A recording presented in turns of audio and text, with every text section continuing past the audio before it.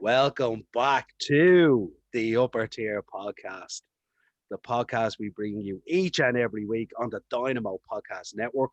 And tonight we're starting a special show as part of the Upper Tier that we're calling Blue Meets Red. London boys, true and true. And on the show tonight, we've got Ian the Dynamo Kelly. How are you, Ian? I'm very well. I'd say I was gonna say more like Bray meets Kilkenny or something like that. But yeah, you're right. You're right. I'm going with that. I like that. Absolutely. And also back on the show again, making another appearance, we've got Maurice Shortall representing the red side of London and Arsenal. How are you, Maurice? Great, Niall. How are you? Good, not too bad at all. So we spoke about this a while ago, and we said we were going to put on this show as an extra show on the Upper Tier Podcast, focusing mainly on probably Chelsea and Arsenal, but again looking at all the clubs around London. Um, Safe to say we're nearly halfway through the season at this stage, so it's probably time to stop, take a breath, and take stock of where we are. Um, Safe to say that sort of Chelsea started out with flying colours at the start of the season, slightly stalled. Arsenal stalled at the outset of the season, and now have put together a few good results and have propelled themselves back up the table. Um, Last time the three of us got together to talk about Arsenal and Chelsea, we couldn't have got it more wrong. I think would be the way that we would put it. But again, Yeah. it was All it three was of us actually. Yeah. absolutely. But it was amazing to see the turnaround where Chelsea have kind of slipped somewhat a little, and Arteta has sort of propelled himself up. We were originally talking Arteta out, and we were talking a relegation battle.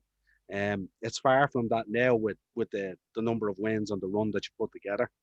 Um, Safe to say, Chelsea still trying to figure out how they want to play and what they want to do in terms of their new personnel, um, and also who they want to ship out and stuff like that. So probably best to start. Probably turn that over to you, Wayne, first to give us a little summary there on Chelsea, where you think they're at, how you feel about the halfway season, and any other business you think that comes to mind.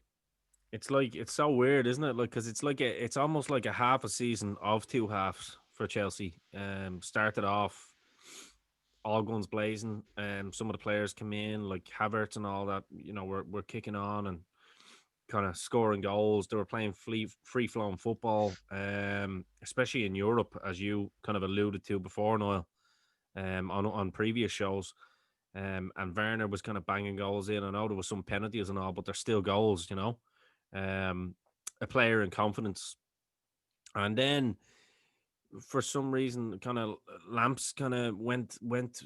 I don't know. It was like he was kind of starting to play Werner a lot more out on the left, and obviously playing Werner out on the left, you're not going to get as much kind of goal input from him. And I know he had to do that purely from injuries to Pulisic with the hamstring, and then Ziyech got injured as well while he was in kind of fine form. Um, Tammy wasn't doing the business up front, and then of course he had Giroud who scored the four goals in Europe. They were like, you kind of got to play this guy now.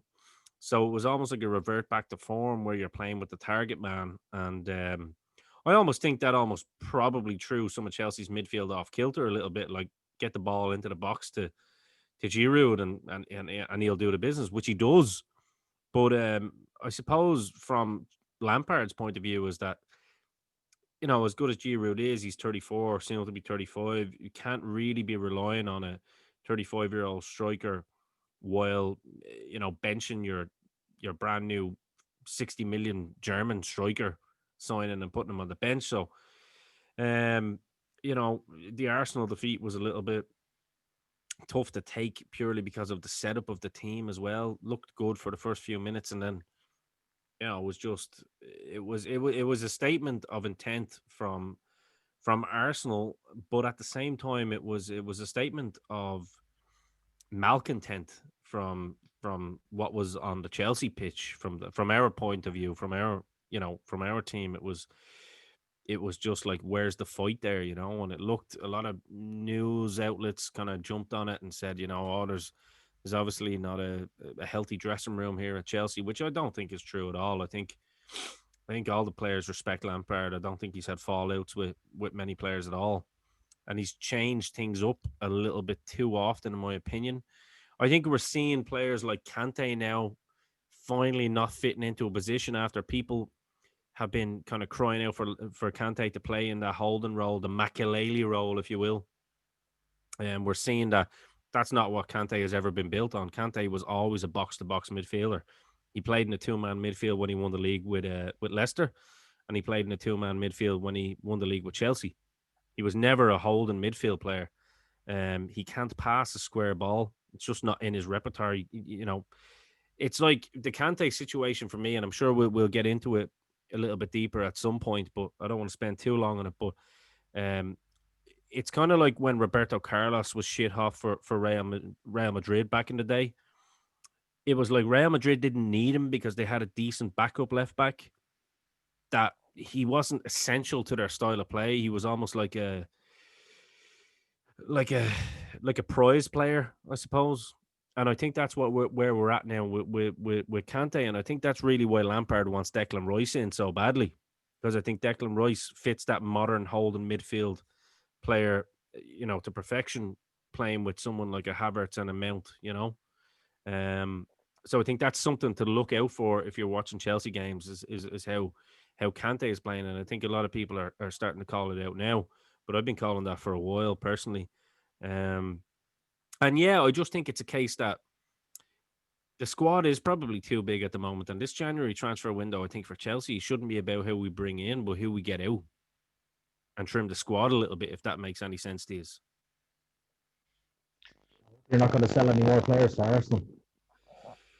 Well, we give you a few gems, yeah. I mean, like when I see Willian's free kick at the weekend and Arsenal players have meltdowns over it when it's just basically a pass to another player's foot, it's like, yeah. I mean, I saw a couple of Arsenal players say that Willian is a better player than Ziyech, which I thought was very funny. Like, and some of them actually believe that. I know you don't, Maurice. Um, but it's kind of one of those things. I think a lot of the players that go to Arsenal are kind of mercenaries, including David Luiz and Willian. And Arsenal are happy to pay the wages to these guys because they get them for free, which I think is absolutely crazy because you give them 3-year contracts, for what 200, 300 grand a week. You'd have been better off signing the player for 50 mil and giving them a lower wage and letting them work their way up. So I don't know. Oh, we've lost Morris there. Morris, your voice is gone there. Your volume is gone, or your headphones, or something like Oh, No, no. that. we lost him. The Kilkenny reception has decided to leave us. No, nothing coming through there. It's all muffled.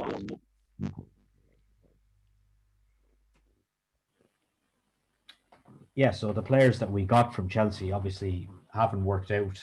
Um, Even when you go back as far as Czech, he was too old, I think, when we signed him. But when it comes back to the game a few weeks ago, and when we were talking about it, like we did get it wrong, and it's almost as if like the roles of both of them have reversed. Yeah. We've gone on the ascendance, you've gone on the decline. We were 12 points behind you, now it's only 3. Like it's crazy. Like in a few weeks like that, the difference, a run of form, especially over Christmas, which is crucial, can make the teams. Yeah, like it's 9 points dropped, like from Chelsea's perspective, and that's not good enough when you're spending 200 plus million, in a pandemic. And like, I mean, I do think with Chelsea, I think we got to put a bit of context on it there as well. Is that I think more so our preseason hurt us more than anyone else because of the amount of new blood that came in, and it wasn't just positions that we got new blood in, that were necessarily like backup players or squad fillers. It was like, you know, the wonder kid, that's wonder kid, fucking Kai Havertz, who like Real Madrid wanted, Bayern Munich wanted, and the same with Timo Werner. Liverpool were in at one point, and Real Madrid were in then last minute. Man City were in last minute, and then Real Madrid wanted them as well. So these are two, players that, I mean, more so Havertz, because I mean he's only turned 21, so I mean he's basically a kid.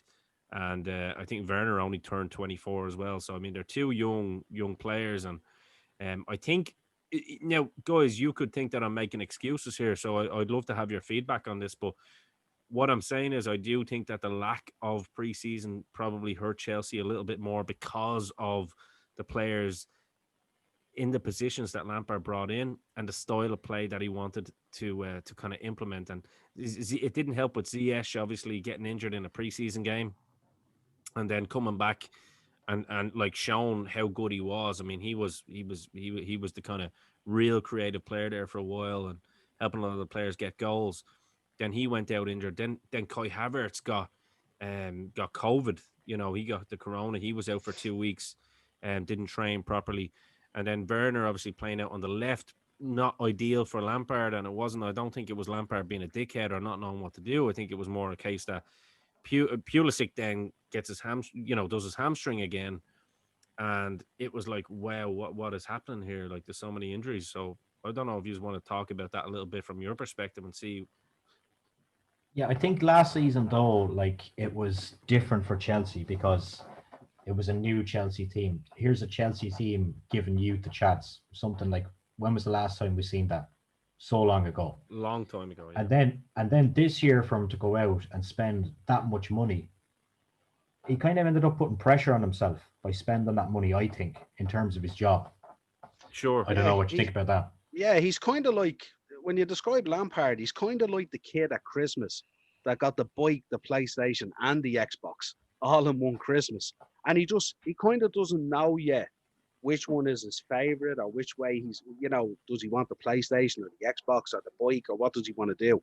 And I think he's trying to figure that out. The one thing I would stress about him as well is, and you touched on it with the preseason, Ian, is that's a whole new back line, including the goalkeeper, that he's trying to gel together. And that to me is absolutely massive, because we know that like these league winning teams and these league winning squads, they're built on a solid foundation of a back line. You've seen it with us last season. The only reason we coasted through that league, I know a lot of teams are in transition, but also like we brought in Alisson, brought in Van Dijk, so we settled that back line down.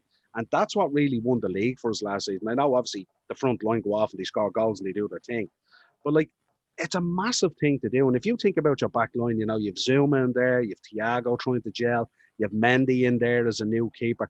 A lot of pressure. And you brought in as well a lot of players that came in with a lot of sort of like reputation, if you like, from the Bundesliga and various other places.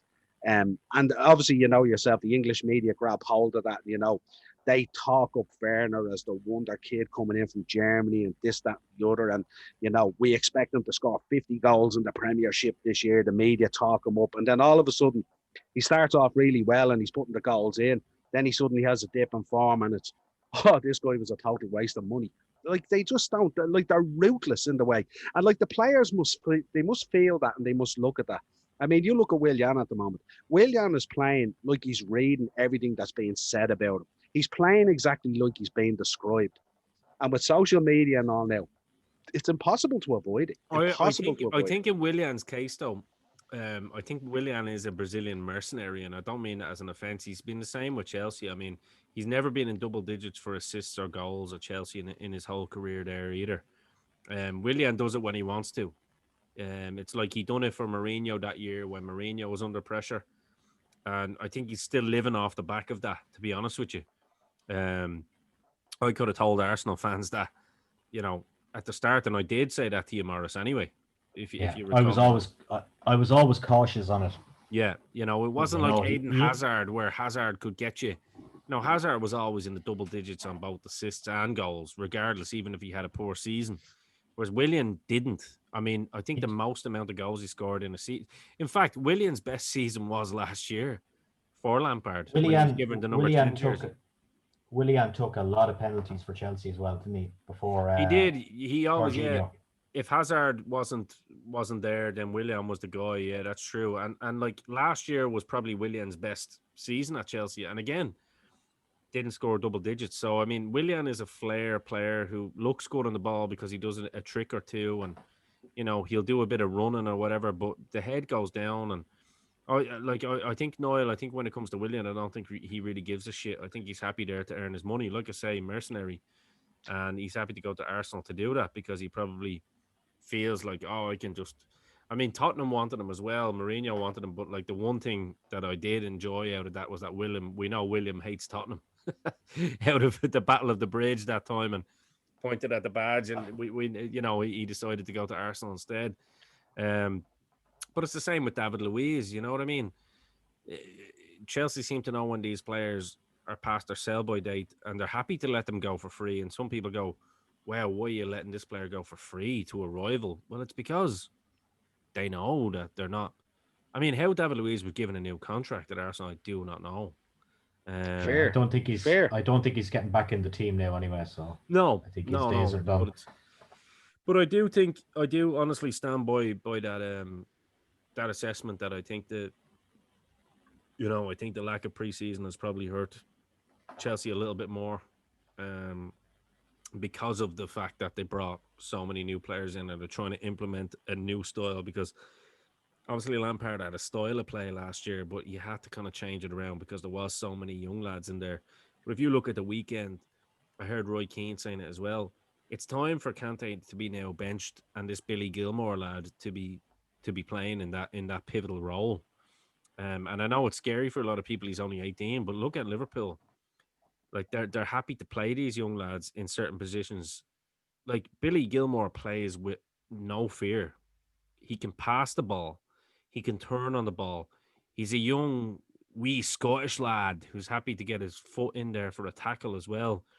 And I think you probably will see the end of Kante this year. Personally, I think they'll probably cash in. I mean, a PSG with 4 years left on Kante's contract will still pay 80 to 90 million, even in a pandemic, for a Kante just to have him in there.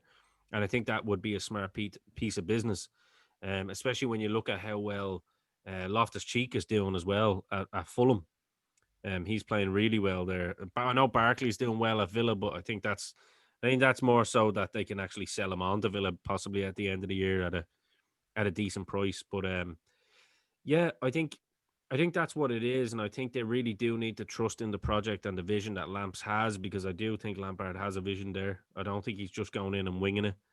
At the end of the day, he did get Derby to that final in his first year of management against Leeds when he was down 2-0, and they came back and absolutely trashed them in the second leg.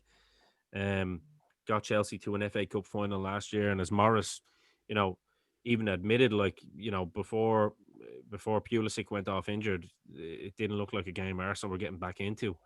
That was a game changer, big time. It was, and I think there is something there in what Lampard's doing. I think for them to pull the plug to get someone like a Tuchel in or a Nagelsmann just because they have German players, I think it would be stupid. I think you got to keep the guy in there, and I think they will. But I think you got to keep the guy in there and let him see out what he is building. And yeah, I don't think there's any kind of question in my mind that Lampard is the right man to lead this particular squad of players forward. I was listening to I looked up a few articles there today, and one of the Sky Sports stories going around was they were talking about bringing Avram Grant back in. And I just laughed, and one of the comments underneath it was, "Are they taking him out of the freezer?" And I just where has that guy been? Like, yeah, I was just laughing. Bringing Avram Grant back in. I mean, could you bring in a more unlikable character? Listen, that's just stupid media. Like, I mean, look, the one thing about the Chelsea community is that we're very kind of segregated in a lot of ways, that we don't like the media purely because the media don't like us. I think we all know that. The British media just despise Chelsea. And I think the only reason that they've been lenient on Chelsea in the last kind of year or two is because Lampard is one of their own. And I don't think they want to go too hard on Lampard either, because, they know with this kind of strange season, as we mentioned, it's halfway through the season now, that there's been so many turns, and that could easily be just flipped and turned again. So I think the media guys have a good relationship with Lampard, and they don't want to ruin that, because he is quite an articulate guy as well. And he, So do you think, Ian, that when you mentioned Billy Gilmore, do you think that obviously part of the resurgence of Arsenal recently was because of the likes of Martinelli, Smith Rowe, Saka? Do you think that Lamps is going to have to revert back to what he done well last season? 100%. Yeah. You know, before you even asked me the question, I knew what you were going to ask, and I was like, yes, Yeah. yes. That's what he done last year though, and he done it well last year. And But then to go out I and think spend the so. money though. Yeah, well, you see, but it's the little positions. Do you know, it's the little positions. Like, for example, I mean, Reece James was probably up there with Trent as the best right back in the league this year. And then he got injured, and he's had to bring Azpilicueta, who's, you know, and I don't want to be disrespectful to Azpilicueta because he's been such a loyal servant, but he's not. His footballing days are over at the top level, in my opinion. Especially bombing forward against teams, he just doesn't have it anymore. He doesn't have the legs. I mean, Niall, you had a conversation with me about it a while back, didn't you? That he's actually a player, even though he's only 30 years old, he's almost got the body now of a 35-year-old because he's never been injured. You know what I mean? Yeah. He's The mileage, yeah, the mileage is on him. That's exactly it. And we also had a conversation that Reece James potentially could be a future Chelsea captain. Yeah, exactly. Which is not a stretch of an imagination. You know? I've got a question for Niall. Yep. Do you think that Ben Chilwell and Kieran Tierney both are playing better than Robertson this year? I would say definitely Tierney is. I'm not too sure on Chilwell. I know that he's kind Are of you playing on? well. Oh, right. This is a lad who watches Match of the Day. Clearly, Well, so you have to let me finish it first. What I'm saying about Chilwell is, I think Chilwell is also playing he's playing well. But what happens is, I think with Tierney is the way he's playing, you're seeing in the last few weeks more end product off what he's doing and creating. Yeah. So it's making him look better. Whereas Tierney was doing a lot of that stuff previously, but it just wasn't coming off and it wasn't ending in like goals or goal scoring opportunities or whatever it is. Yeah. In terms of the front line. So it didn't look as good. It's like when you see Trent and you're seeing Robbo crossing balls in and stuff like that and they go nowhere. As opposed to when they ping balls in right onto Salah's head or right onto Mane and bang back at the net. It makes it look that lot much better in terms of delivery. Even though the other delivery, because people didn't make runs or get into position, the delivery might have been still good. Well, I'm gonna bring stats in here on this one now, okay? Because we're live. So in 14 games, Chilwell in his first year at Chelsea has now got 7. So he's got 5 assists and 2 goals. Okay. So we're going to look at Kieran Tierney. Probably get his Celtic stats here. They'd be pretty good, I'd imagine. Oh, good Lord, I'd imagine so. Arsenal stats. Let's get his stats up. Sorry. Wouldn't have been as good this year though. No. But that's what I'm looking now to see. Because all right, so now Niall, you said his stats over the last few games would be better than No, I didn't. I said his stats over the last few games would show an improvement because in 16, so in 2 more games than Chilwell, 16 games, he's got 1 goal and 1 assist. So I think we can put that argument to bed now and we can move on. But the question was Robertson though as well. Yeah, but if you get on to Andy Robinson, by his own admission as well, Andy Robinson is not having a good season at all. Yeah.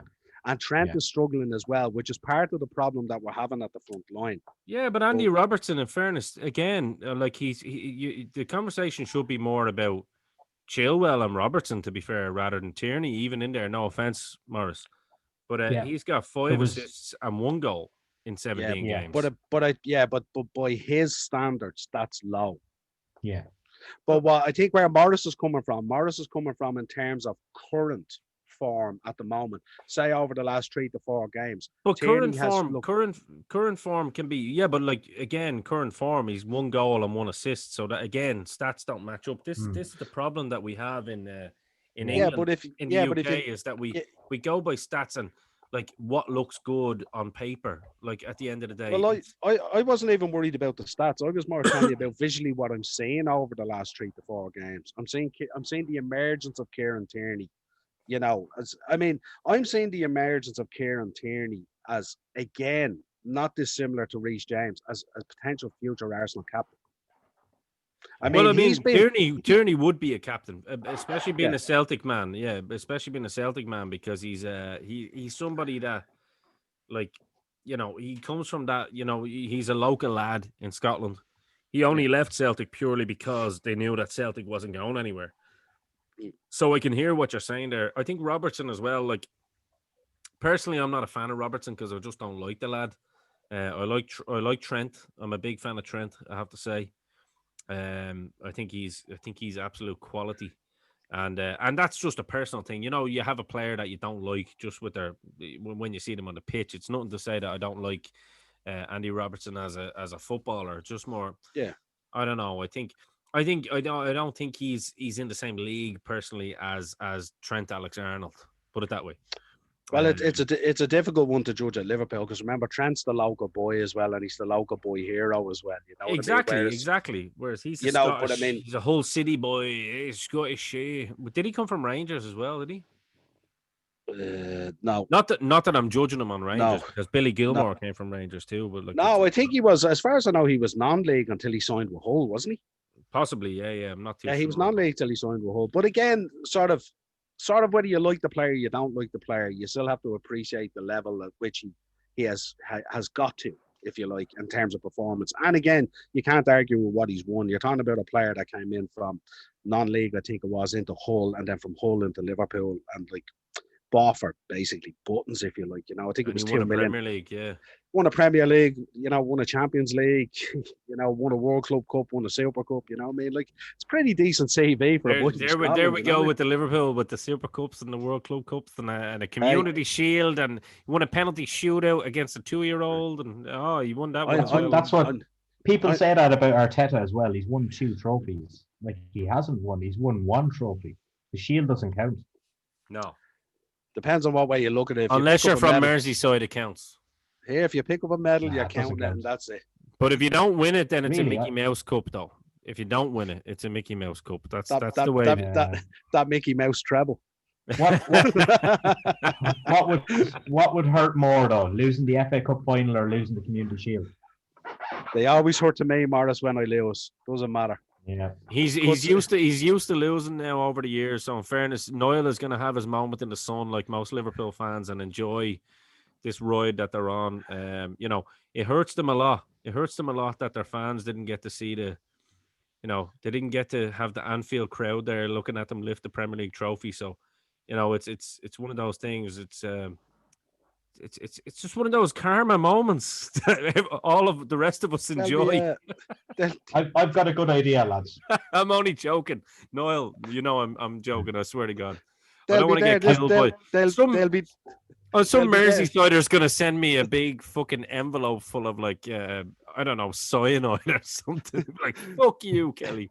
They'll be there this season to see it. Don't worry about it. Be all good. They'll be on Zoom, yeah. Anyway, what was your question? The Thunderdome. Maurice was gonna... No, it wasn't a question. I have a good game for us to wrap up on. Yeah. Okay. Between the 3 of us now, so Niall can be neutral. Let's pick a 1 to 11, 4-3-3, Arsenal and Chelsea. Oh, are you talking about out of the current squad or history or? Yeah, no, current squad. Okay, that's cool. Yeah. Okay. So we'll start with Mendy. We'll all do this. We'll all do this each then, yeah. So we'll start with Niall, and then you can do yours, yeah. No, I think we all have to agree on one. Okay. So we'll start with the goalkeeper. Fair enough. Yep. Cool. Suppose you're definitely going with Mendy, are you, in goals? Yeah, I think so. I don't really rate Leno as much as a lot of people. He made a few good saves the other day against Newcastle, though. Yeah, I don't think he's particularly a bad keeper. I think what happens is you have like what's standing in front of him is causing the problem more so than that, and then it shoots on his confidence. But I think based on, I think Mendy has to go in there as the keeper, doesn't he? What do you think, Ian? Absolutely, yeah. Yeah, I think so, and I don't even think, just a little segue there. As you can see, Chelsea are kind of close to an agreement with Donnarumma for next year. Or there's a potential deal to be done there. So obviously Chelsea aren't. Mendy was never meant to be the number 1 goalkeeper. He was meant to be a stopgap until they got someone in the summer like an Oblak or a Donnarumma. So I'd say watch this space in terms of Oblak or Donnarumma next season. But yeah, for the moment, I would agree with that. Yeah. So we go left back. I'm going to say Chilwell personally. Again, I gave you the stats there. I think especially the first part of this season and for most of the season, and like in 14 games and 7, assists between goals and assists. I think that would be my reasoning for that one. The stats are very good, especially looking at the Yeah. dip in form as well. Like, I mean, if Yeah. you hadn't had that dip in form, those stats would be. Yeah. I'm gonna base it on my fantasy football, and I have Chilwell in it. He's doing the business. So we'll go Yeah, with because I know Chilwell. you're a big fan of him anyway, Morris, because we had that conversation a Yeah. few weeks ago. Yeah. So Yeah. So we go Two to centre right. backs. We go to right back then, I suppose. Okay, right back. Yeah. Reece James obviously gets that as well, right? Yeah. Bellerin is not the player he was. Okay, but with the centre backs now, this is up for a little bit of debate here. In fairness, Yeah. I think There's so. there's absolutely no debate.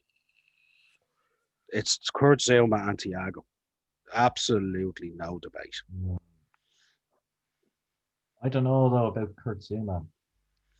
I think personally, up until the slight dip in form that they've had, I think Kurt Zouma has been unbelievable. I actually think our best defender is Rob Holding. Our best centre back. I think he's better than Gabriel. I think he's better than Louise. I think he's better than. But are you anyone taking else him in there. over Kurt Zouma? Like, because in fairness, as Niall said, like Chelsea haven't been getting hammered recently, bar that obviously Man City defeat. And that was kind of. I don't even think that can be fully blamed on the defense. I think that can be blamed on. I mean, here's a fall from grace from Chelsea from last year's Player of the Year, Kovacic. I mean, different player this year, absolutely muck. Non-existent, and he was a big problem against Man City, and so was N'Golo Kante. Kante was shocking.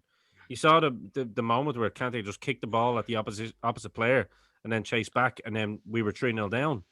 Yeah. So I'd actually kind of agree with Niall, not to be bad to you there, Morris. So it's like, yeah, because I mean, Kante. Thiago's got bags of experience. Bags of experience. And I think he's making Zouma a better player for that, personally. That can happen as well. And I was talking to Man United fans, and they were like, Harry Maguire just needs somebody beside him. That's bullshit. Harry Maguire cost 80 million. Harry Maguire is just a shy player, full stop. Yeah, but if he costs 80 million, he should be making the guy beside him better. I would agree with that. I'd agree with that. The argument on that as well is when you step out onto the pitch and across the white line, the value of you is kind of irrelevant. Yeah. You know what I mean? Because we've seen it many a time where big teams sign marquee names that just flop. You know what I mean? As Roy Keane said, listen, this lad is meant to be the captain of England, the captain of Man United, and he's shy. Do you know what I mean? So, but so are we in agreement on that or not? I'm just trying. I suppose it's. I think we'll have to go with it.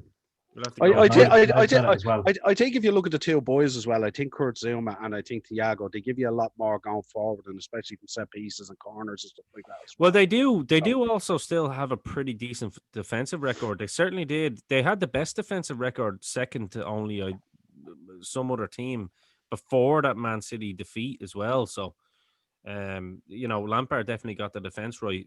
So, where do you want to start next, Morris? Well, we go with a 4 in midfield, or do you want to go 4-4-2 just to make it like keep it easy? Yeah. So then we could just go with any 4, really. Like, it doesn't go on the wing. Then start with left wing. I would go with Saka anyway on the left wing. I would give you that on this one because I don't think Chelsea. Obviously, Pulisic has been injured. Werner's obviously been played out of position on that, and I think Saka has actually really stepped up this year as well. I would definitely wholeheartedly agree with that. Yeah, he's been outstanding. No argument there at all. Right wing. Our player of the season so far. Right wing. Not Willian anyway. No, I mean, Ziyech could have been in there before the injury. I think, Niall was talking about recent form. On recent form, our best player in the last 4 games is Callum Hudson-Odoi, which is great to see, by the way. But again, I don't know if there's a clear-cut winner on the right wing. At the moment. we've got Pepe and Willian on the right, and Reece Nelson. Like, there's no. I suppose you'd probably give it to Ziyech on stats again. Like, he's got 9 or 10. I think he's already got 10. Like, he's got 2 goals and like 8 assists or something, which in the short space of time that he's played is pretty incredible. You know what I mean? So I'd go with Saka on the left and Ziyech on the right personally. No, I think you're right there. I think there's there's problems at both clubs on the right there. It's clear to see. Definitely. Yeah. What about Two the central central midfielders. midfielders? Yeah, this is an interesting one. Yeah. Why don't you take the first pick on this, Morris? Throw your guy Well, in. I put a guy in that we haven't really seen much of this year, but he's a quality player. Thomas Partey. On the Arsenal side of things, I definitely put him in. Okay. Xhaka's no good. Elneny, no good. Ceballos, no good. That's all we have to offer from Arsenal in the centre, anyway. Yeah, It's a pity when you talk about him, really, because he's kind of played when the club was in terrible form. And since the club has started playing well, he either hasn't played or hasn't been available, you know what I mean? Which is a shame, really, because he probably has a lot to bring. I think from a Chelsea he's only going to make them better. Yeah. He probably would. I think from a Chelsea perspective, I think there's only one that I can give my first shout out to, and that would be Mason Mount, without a shadow of a doubt. I think he's mini Lampard, as we call him. Similar in style. Yeah, you couldn't put Kante and Partey in there, the two similar players. No. So I'd give you Partey if you want, because I mean, no other central midfielder so far has really taking the bull by the horns. Like, as I said, like Kai Havertz is starting to come into a bit of form now. Billy Gilmore has only got his first chance, properly, and Jorginho hasn't done enough for me. Kovacic hasn't done enough for me. So just to keep it balanced, I would say, like, Partey, and Mason Mount, without a doubt, is the best Chelsea midfielder at the moment in terms of on form. Because Niall, I know you're a big fan of Mason Mount's corners, because I know you're always always giving out about corners not beating the first man and all that, and Mason Mount seems to be a bit of a throwback to the old corners, and breaks my heart to talk about it. It's unbelievable. I think we're the worst team from set pieces, like brutal deliveries. And like, I think Mason Mount must have a mad amount of assists from corners this year as well. I think you were saying that to me, Noel, weren't you? Because like Zuma scored about 4 or 5 goals already this year from headers, and he seems to take them from both sides. So we get up to the front two then. Yeah, this is where Aubameyang and Giroud. But Aubameyang only has how many goals? I know, but if you look at his record though, since he's been there. But we're talking about this season. I don't know. I'd still pick Aubameyang over any striker at Chelsea or Arsenal.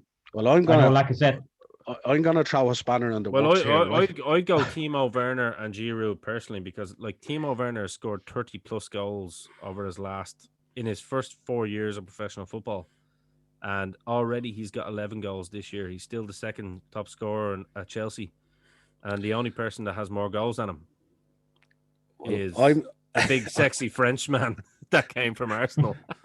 I'm gonna throw a spanner in the works here now with this one, because I'm gonna put the French connection up front of Giroud and Lacazette. That's I think Lacazette is a proper baller. If you notice him, Morris, over the last couple of weeks, he's good at penalties.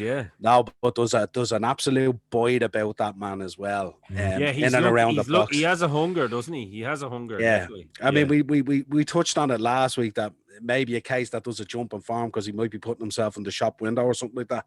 But he just has that. He just has that physical presence, that strength and size, width, and he's built for that sort of front line in the Premiership. Whereas if you look at Aubameyang, okay, his record speaks for itself, but he's kind of gangly and he's kind of awkward at times. You know what I mean? Like, I seen him even there the other day where he went to take a ball on, was it onto his left side or his right side, and he just skews it.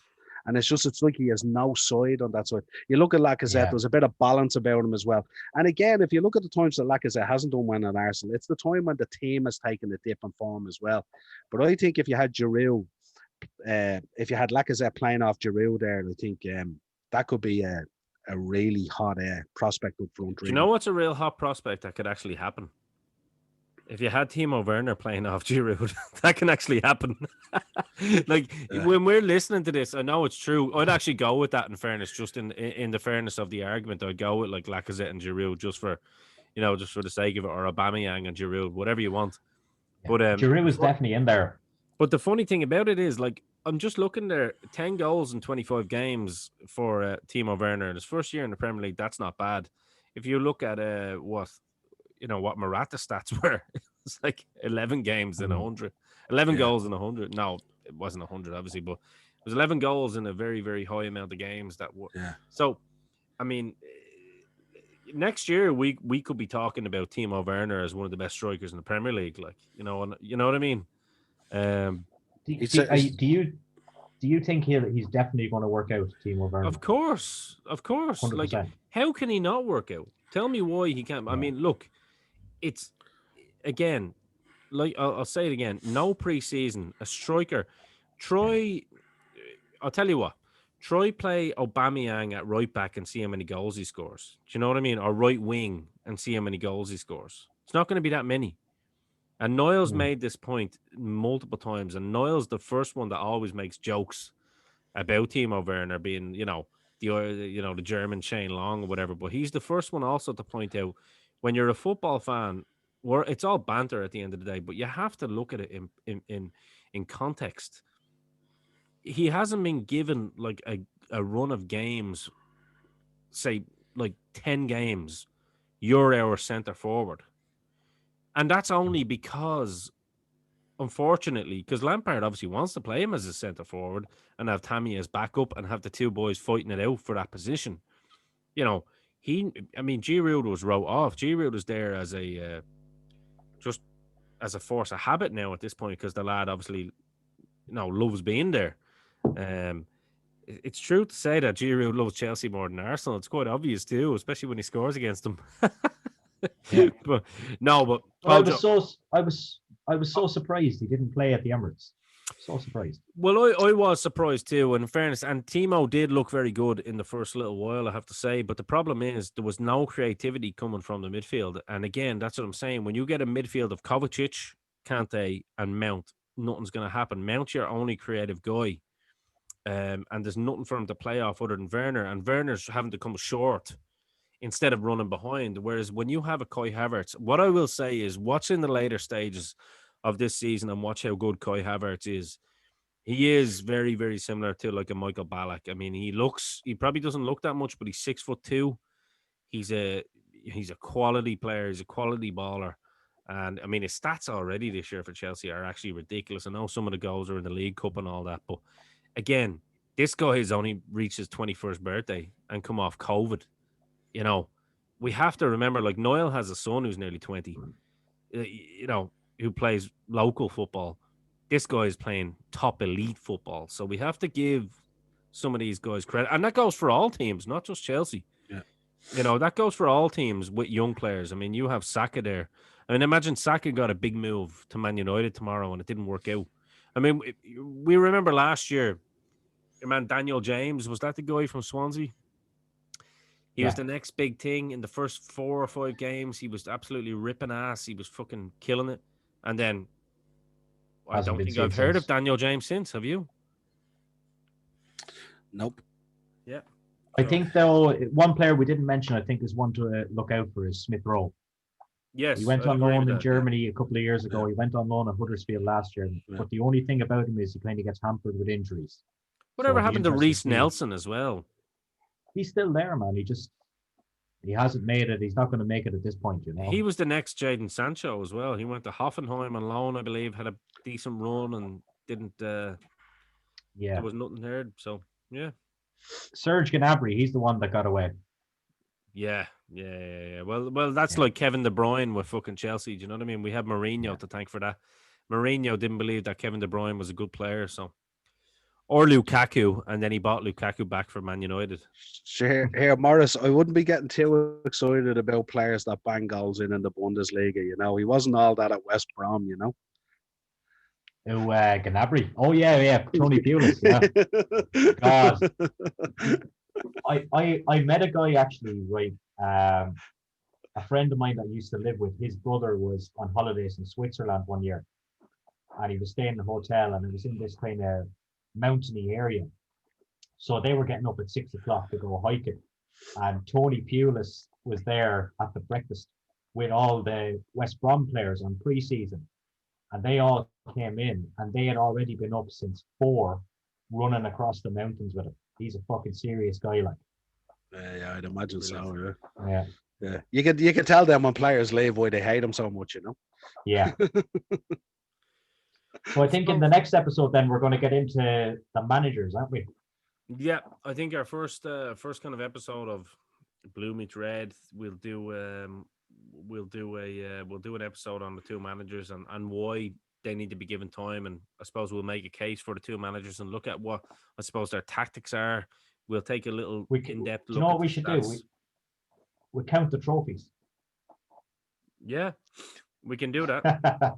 We can definitely count the trophies for sure. One. One, not two. Even as players as well. That's what I was about to say. Yeah, we can do that. Yeah. We can look at the Spanish ladyboy and we can look at the French Fat Frank or whatever you want to call him. Like we can see, and we'll look at the stats over the years. That'll be a bit of fun. That'll be a bit of fun. Yeah. Yeah, absolutely. Yeah, the managers will be a good one, all right. Hopefully two managers that work out well, two young managers, so like two real good prospects, like hopefully. Well, I think in closing, before we end the show, two managers that I think absolutely need to be given to the end of the season. And I think we'd all be in agreement on that. And I think me and you would be in agreement that we would like both managers to be given the chance as well. Absolutely. I think so. I mean, we're in a world now, and especially in a COVID world, unfortunately. And I don't abide to this whole, this is the new normal. I want to get the old normal back eventually. Yeah. And I think everybody does. And I do think that without a shadow of a doubt that I think Lampard and Arteta have to be given the chance now. You know, they've shown that they can pick it up at certain times, very different times for sure, but they need to be given a chance until next season, without a doubt. Well, I think the beauty of going through this at the moment with COVID and all this other stuff is the options out there for changing managers are quite limited. So they're bound to be given the chance, you know what I mean? Because really, you don't really want Tuchel at Chelsea, you know what I mean? Because Pochettino would have been the first guy that you would have went to, right? Any manager, probably, yeah. Any team would have went to, yeah. And I don't think, I don't know, is Allegri is still available? Is he as well? And but like, look at Pochettino. Do you really want to go down that road?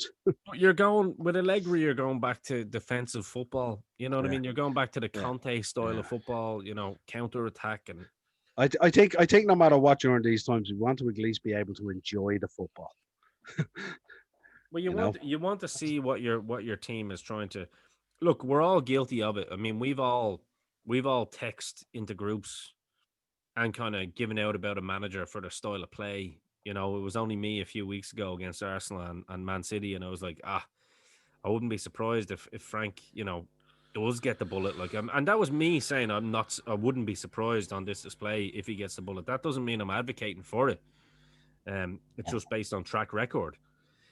However, the fact that they've kept him in has shown that they're willing to keep him. And then you hear, very, I suppose, enthusiastic comments from the likes of Hudson-Odoi saying, well, even though Frank hasn't played me much this year, he knows what's best for my career, and he's a Chelsea legend and a player that I grew up loving, and I know he's got my best interest at heart. And you see Hudson-Odoi coming in now, and he's fucking killing it.